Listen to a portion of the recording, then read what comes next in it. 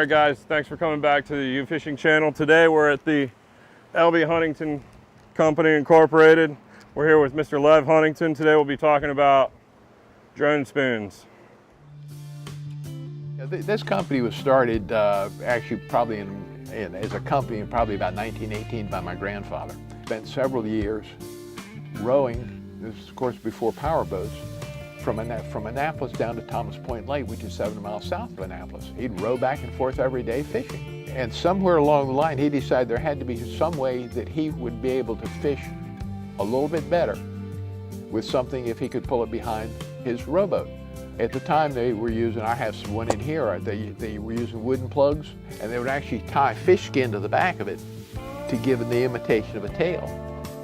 I came along born in the early 40s, and by late 40s, I was helping make the spoons. I was putting the rings in by hand.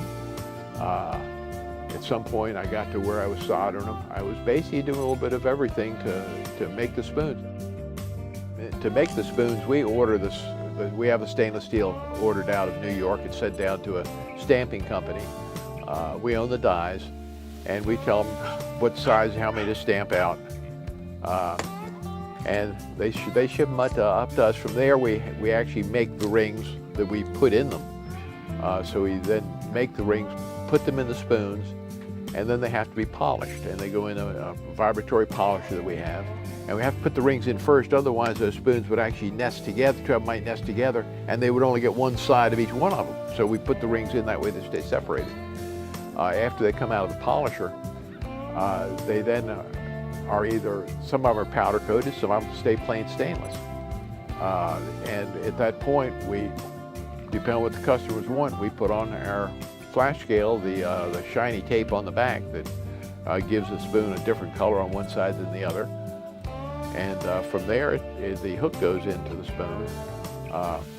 You put it in the aughts, which is the same way the 3.5 goes in. We still want to put out a product that my grandfather would be proud of. And I tell everybody that goes to work here, I said, this is not my product, this is my grandfather's.